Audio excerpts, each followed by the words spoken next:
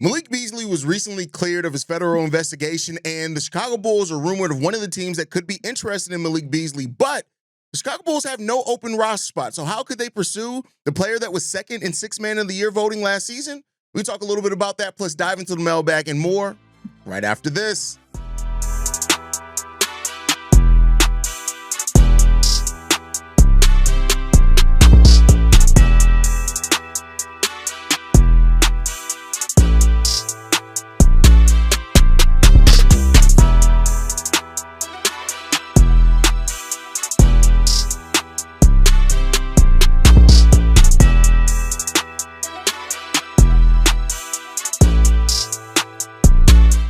What's going on, Bulls fans? Welcome to another episode of Chicago Bulls Central, your number one spot for everything Chicago Bulls related. I'm the host, Der Hayes, but more importantly, you guys can follow the channel at Bulls Central Pod on every social media platform we happen to be on. With that said, let's go ahead and get into this content for today, y'all. And so Malik Beasley was cleared of his federal investigation, something that held him back from being signed this offseason. Reportedly, the Detroit Pistons were preparing to offer him a 3-year, $42 million deal before all this federal investigation on gambling came down. That's about $14 million per year average. And the Detroit Pistons now, which are still, I think, the team that's most likely to re-sign Malik Beasley, can only offer $7.2 million, so roughly about half of what he got before. Now, they do hold on to his bird, right? So they very well could sign him to a 1-year deal. And then, it'll probably have to be a 1+1 with the option to opt out, the player option to opt out in the second year. That way they can re-sign him next offseason and give him a larger contract. So I want to be clear, that's still the most likely scenario. But the Bulls have been named as one of the teams that could be interested in Malik Beasley. The question then that I have is how? Because the Bulls do not have a single open roster spot. Again, that's assuming Josh Giddey is returning to this team. And so therefore, the Bulls either have to buy somebody out of their contract or trade a player and not get anything back in that trade for a player. But let's talk about Malik Beasley first as a team. What would he offer a team? This is a player that was second in the league in second Sixth Man of the Year voting last year. He averaged 16 points per game. He shot the ball 41% from the field. He joins only Steph, Clay, and a couple of other shooters to only do that ever in the history of the league. He was taking 9.3 3-pointers per game. And while that was the first year that he took that volume of threes and hit it at that crazy percentage, we're talking about somebody who's a career 39% shooter. And one of the things that really stood out to me about Malik Beasley and his shooting is the fact that he is somebody who has always been a really good shooter in contested threes, wide open threes, catch and shoot threes, like catch and shoot shooting in general, even in the mid range. He's a really, really good shooter. And while he's only averaged 11 points per game in his career, he has had a stretch for Minnesota where he averaged over 20 points per game when he first got there, but that was only a 14-game stretch. This dude does offer tremendous upside as far as shooting, and that is one of the areas where the Bulls can use some work at. Now, the Bulls were really high as far as three-point attempts. They were high up in three-point percentage as well, three-point makes. But three-point percentage, they're actually kind of lower in the league. And so this is Malik Beasley could definitely help with that. Now, how could the Bulls make this happen? How could the Bulls realistically try to even go after Malik Beasley? And it would have to be through a couple of different ways. The ways that I look at it is this. They would have to buy somebody out, meaning a Javon Carter who has $6 million on his deal. Something like that would have to happen. The Bulls, for what it's worth, they have the non-taxpayer mid-level exception that they can offer Malik Beasley. That's a $14 million, so they can actually get him close to that money. We don't have the roster spot. Now, the Bulls also have $43 million beneath the first tax apron. We are hard capped at that first apron, by the way. But with Josh Giddey expected to sign a $20 million deal, take that $20 million off of that. But that still means that the Bulls could theoretically offer the full non-taxpayer mid-level exception, but they will still have to create an open roster spot, which would then have to get them a little bit more space. And it'll be one of the more aggressive kind of maneuvers that AK has made to add somebody like Malik Beasley. And here's the thing. I think he'd be perfectly worth it, right? Especially if you're looking at buying out somebody like a Javon Carter. And that has nothing to do with my dislike of Javon Carter. I want to be clear there. It's $6.8 million. You buy him out. He can go to another team. Now, he's not going to have incentive to give a lot back on that buyout. So you'd be paying that. And, is ownership going to be willing to do that to add to Malik Beasley? And then, again, the Bulls are still very much entrenched in being a play-in team at best as it stands right now. Maybe contend for a top 6 or 7 seed if everything cracks right for this team, which we don't know. But, and And then on top of that, you're still adding Malik Beasley to a crowded guard and wing rotation anyway, right? So there are definitely things that you have to look at to this and say it does not necessarily work out on paper. With Ayo coming back, we re-signed Trey Jones, we have Kevin Huerter in here, we traded for Isaac Okoro. Of course, if you can get Isaac Okoro and Malik Beasley to become one player, then hey, that's almost the perfect player that you need out there. But so that's what you have to look at for. Now, I hear the rumors. Of course, the Bulls are going to pop up and stuff like this. And every time an article comes up, Sports Illustrated had one. I believe Brett Siegel had another one in which lists the Bulls. But it's almost like people don't realize the Bulls have no open roster spots at all. Just none, right? And of course, like, I know they're going to be the reactions. Well, let's trade P. Will. Let's trade Dellen Terry. Let's trade. Like, yeah, okay, you could say that. But, again, if you are, as of this point, if you try to dump P. Will off to another team, you're going to have to give up an asset. Now, Dalen, with him being a restricted free agent at the end of the year, maybe not, right? And a team can look at it as you're getting a young player before they enter restricted free agency. But do you want to do that at this point in time? Like, so there's ways that it can get done. And I want to be clear on that. There's ways that it can get done. So, but then it becomes the possibility is there, but then you have to have a conversation about the probability of it happening. And that's where I run into this situation where it just doesn't look like the probability is there for the Bulls. I wouldn't be mad if they created a way. If the Bulls created a way and they said, hey, listen, we're going to waive Javon Carter. We'll pay him to go away. We'll bring in Malik Beasley with our non-taxpayer mid-level exception, and we'll just let everybody figure the hell out on who's going to be part of the rotation. Whoever winds out as part of that rotation, that's on them. I'm not mad at that thought process. I would not look at that and say, oh my God, the Bulls are creating a log jam. And it is, hey, listen, for a team that's been in the play-in tournament for the last 3 years and hasn't made it out of it once, I don't give a damn if you're coming in here and creating a log jam and a position battle. Do it, right? Because at the end of the day, you ain't accomplished jack shit. Now, I would say you got to get this Josh Giddey business done first, right? But I mean, and that's the point. Like, Malik Beasley has been such a good shooter at the 2, at the 3. He can play next to Josh Giddey. He can play with Coby White out there. He can do a lot of things. I can see the basketball reasons why it would make sense. Financially, we have the room to do it. The roster spot, we'd have to create that. And then the balance of the roster overall, it just adds more of a question to that 2-3 lineup that we've already talked about as far as like what the rotation is going to look like. And then the starting 3, we're still looking at that. You'd be adding another name in there to try to make sense for that. Now, again, he only started 18 games last season, so clearly Malik Beasley is fine coming off the bench, but he averaged almost 28 minutes per game, so you're still playing him starter-level minutes. And so, therefore, like that rotation still gets a little bit crowded in that sense. So that's just what you have to look at for if that pursuit of Malik Beasley is going to come up. Again, I would not be mad at it. I'm not going to look at this and say, oh, my God, the Bulls are going after Malik Beasley. Why? No, I can see the reason why. And I think another part that we do have to talk about as well, and, this isn't really basketball side of it, but this is something you got to know. This front office doesn't typically go after players with those type of outside of basketball concerns around them. They just don't typically do that. Not to say they've never done it to a little bit of a degree, but it's just not something that they typically do, especially if you're talking about waiving a guy. And we know this front office really values their guys and things like that, which could play another part into this. So all of that to say this. The Malik Beasley thing is interesting. It's very, very, very interesting.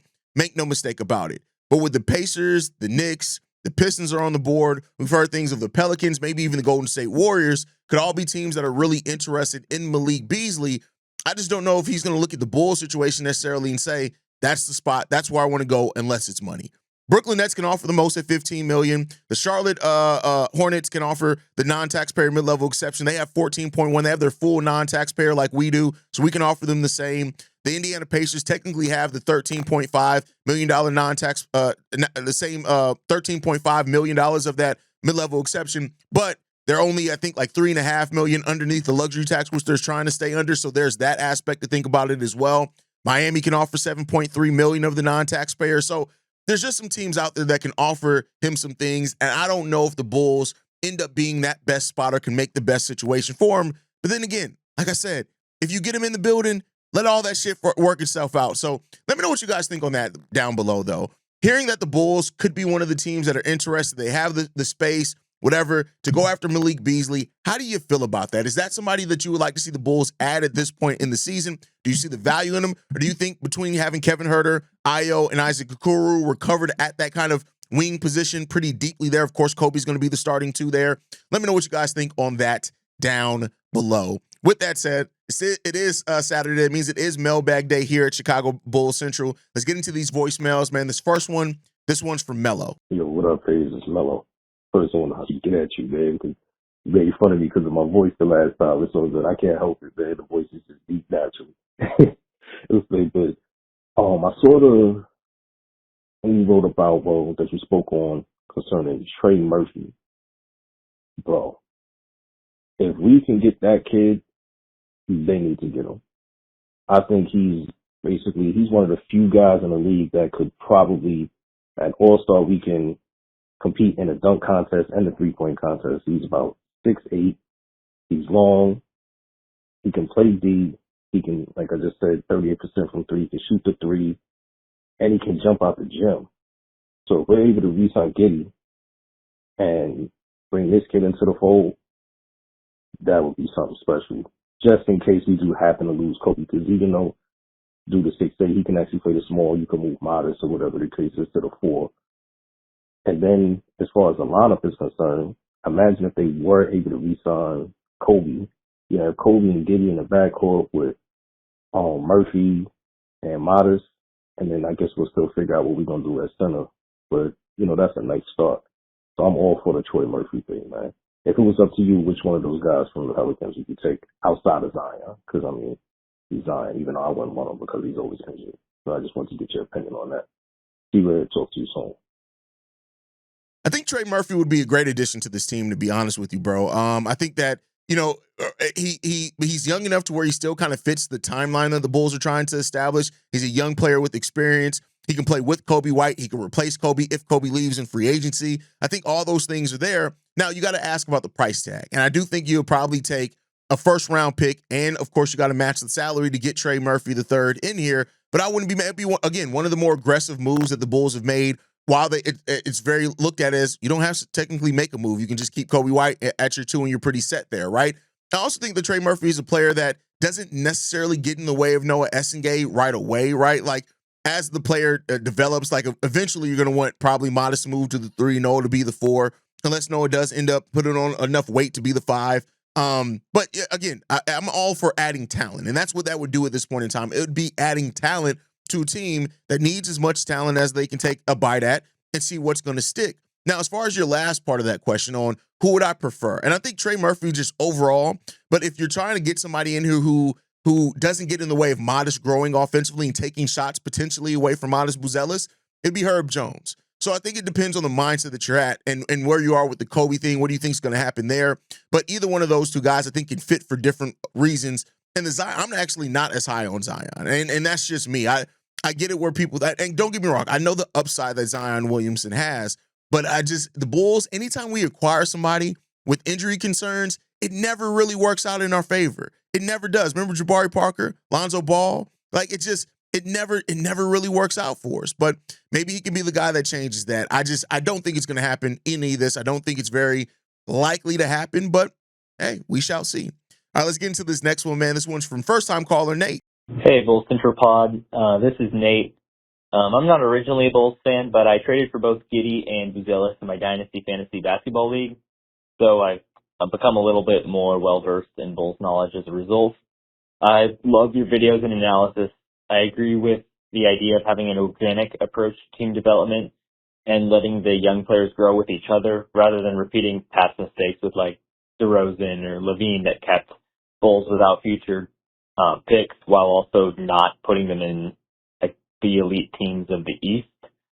I thought that 2 glaring weaknesses of the current roster would be 3-point shooting and defense, because with the exception of Coby and Kevin Huerter, I don't see a lot of shooting on the team unless the young guys develop, in case like Booth Ellis, like his 3 gets better, but I don't see that next year. It would have to be years down the line with more development. Secondly, Giddey, Coby, and Vooch aren't super strong on the defensive end, making it problematic for them to be there on the court at the same time, because they're all very good players in their own right. Vooch doesn't fit the timeline quite as much as the other 2 do, and I like them all as players, but together their defense can not help the other ones because the health defense just isn't as good. I really like your idea of signing a free agent who would help the team, but is not currently listed as an all-star, almost like Jalen Duren, because he would fit a young Bulls core, and his defense, especially protecting the rim, could help out a lot of other players, especially with Matas Buzelis or Noah Senge also helping on the defensive end. Would you consider those two to be main weaknesses, or are there any other weaknesses that you think like are even more impactful than those? And if so, how would you fix them? Thank you so much. I have loved watching your videos. Organic growth is key, I think, with where the Bulls are right now. Trying to go in too early could end up shooting you in the foot like the Bulls did last time. Now you're out of assets and you're stuck and locked into a roster that you don't really have flexibility with. I think that's the thing. As far as like what are the glaring weaknesses, so you didn't mention 3-point shooting. The Bulls last season were 6th in 3-point makes, 3rd in 3-point attempts, and 12th in 3-point percentage. That 12th in 3-point percentage is the concern there, right? Being 3rd in attempts and 6th in makes, top 10 in 3 points made per game, that helped that math problem we saw a lot in the 2023-24 season with the Bulls.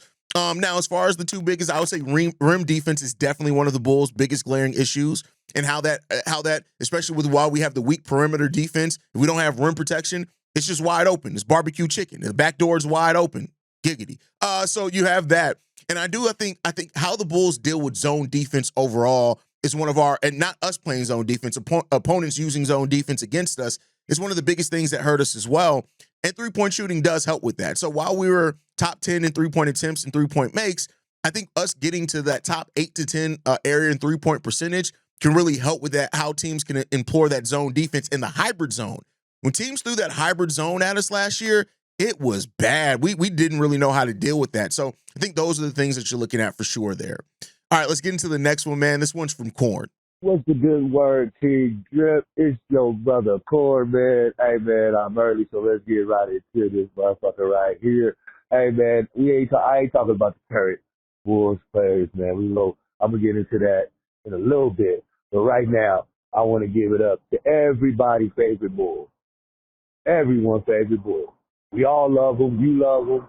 Your mama love him. Your granny love him. We all love this king right here. D. Rose. Hey, man. Step up, king. We got to have the one and only conversation topic. Because this is how much I love you, man. Hey, man. Congratulations, man. June 24th, 2026, your jersey will be retired. Hey, man. No one deserves this more than you, my friend. You will always be one of my goals, regardless of what it is, what happened, the injury.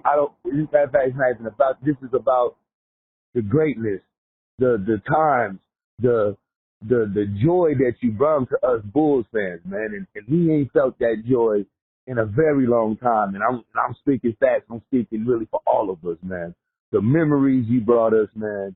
Everything you did for us, man. Just being from Chicago, man. Representing the city of Chicago the right way. And, man, and just being the big. I am so more excited for the second half of your life than the basketball career, because the philanthropist I can see you become, the owner I see, the businessman you becoming, man, the evolution of Derrick Rose, man. It's going to be a beautiful thing to see, man. Beautiful thing to watch, man. That's pretty much it. Short and sweet. I just want to say that, man. Congratulations to the king, our king, the Rose, 8-point motherfucking 9. Y'all know what it is. Y'all know what it is.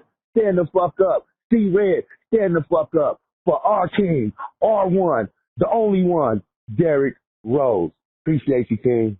Love you, man. Hey, King Drip, always, brother. C-Red Nation. Hey, January 24th is going to be a great day. I'm going to try to get my ticket. It'll probably be a little bit too expensive, but I'm going to try to get my ticket. But anyway, hey, King Drip, love you. C-Red, love y'all. Peace. Derrick Rose retirement night, I mean, it's going to be emotional for everybody. Derrick Rose deserves that. And, that's why when I hear things like, oh, my God, the Bulls are nostalgia baiting, man, fuck all that. Not when it comes to Derrick Rose, bro. Like, it'd be different if they were freaking trotting out goddamn John Salmons or somebody out there like that. That's nostalgia baiting. That even then, that brings you nostalgia. You're a creepy person there, my friend. So I think that's like yeah, he deserves it, and what he meant to the city, what he means to the team, what he continues to mean for the city of Chicago as well. Seeing this next phase of his life is going to be great. So Derrick Rose deserves everything as far as a jersey retirement. He deserves the Derrick Rose night that we got last season, and he deserves to be celebrated because he was the last glimmer of hope that we really had for this franchise. And it didn't go that way. We didn't end up even getting to NBA Finals. It's unfortunate. That's the story of life. I think about it all the time. It's probably literally no doubt, and this is how I think about the Bulls way too much in my life. There's probably about once a week I sit there for a while and I think, what if Derrick Rose never tore his ACL? What if that never happened? Where would we be at as a team?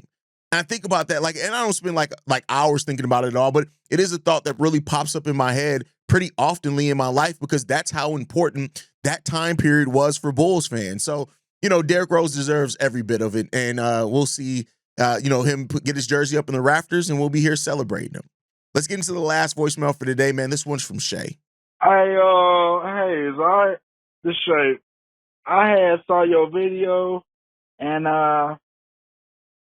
seeing is that, you brought up the fact that they've turned down trades for Coby White and Ayo Dosunmu, and I saw this old video where you said the Bulls may be going back to some of their old ways, and I've came up with the thought of maybe they're preparing themselves for if this Josh Giddey thing doesn't work out and if they have to move him during the season. Because if they have to give him the qualifying offer and they can't reach an agreement for him in free agency or something another like that, be prepared for them to go back to their old original plan of the Coby White and Ayo Dosunmu backcourt, because and now I know what people are going to say, every team needs a good six-man, and I've said that before, but they probably could be, just in case, and I've heard you talk about it before with Pat the designer, having a backup plan for Coby and Ayo to be the backcourt of the future, just in case Josh Giddey decides to move on or wants to move on from another team, because there's no way that they could be pushing that hard to keep both of those guys, especially when it's a lot of high value and they even turned down first round picks for both of them. And especially when you see what's going on with Josh Giddey right now, it could mean that they could be preparing themselves for a plan B if plan A doesn't work out. That's just my opinion. I might be overthinking a little bit. But anyway, tell me what you think. Peace. So, if Giddey takes the qualifying offer, he can't be traded. So, and the way that you worded it, I wasn't sure if you were saying if they trade Giddey or not, but if he takes the qualifying offer, technically he can be traded, but it's unlikely to happen because then a player waives their bird rights. So they waive how teams can go over the cap to re-sign them, and almost no agent is going to tell their player to waive that. So it's very unlikely there. But going back to the backcourt of Coby and Ayo, here's the thing. The backcourt of Coby and Ayo, especially at the end of the 2023-24 season, didn't look like the Bulls may be on to something. Now, I don't think that the ceiling of that backcourt is as high as a backcourt with Josh Giddey, and especially in his ability to play make. But we know that Coby and Ayo have chemistry. We know that they have balance, the offense-defensive nature of that balance. They're both also solid rebounders for their position. They both can push the break. And so it changes the makeup of the team a little bit. But, it is a possibility that the Bulls could look at that. Maybe that is part of why they feel comfortable. And, us hearing the threat that, Josh Giddey and his agent threatened to take the qualifying offer, and the Bulls barely didn't blink at it. Maybe that's why. Maybe they're like, hey, listen, we just go back to what we were doing before. I don't know if that's the best route to go about it, but maybe that is the way that they view it. So, we shall see what happens here. And overall, the Bulls are playing a dangerous game, and I hope that it ends up working out best for Giddey and for the Bulls, whatever that looks like. And I just can't wait till the deal gets announced. So, but that's my time for today, guys. Make sure you guys are following us at Bulls Central Pod. You can send us any feedback, questions, comments, concerns, bullcentralpod@gmail.com. Lastly, if you want to leave a text message and our voicemail for the mailbag, the number to do so, 773-270-2799. We are the number one spot for everything Chicago Bulls related, but that is thanks to you, lovely and beautiful people. And like I like to end every episode on, go Bulls. Love you guys. See you right if you can, y'all. Peace. This has been a presentation of the Break Media.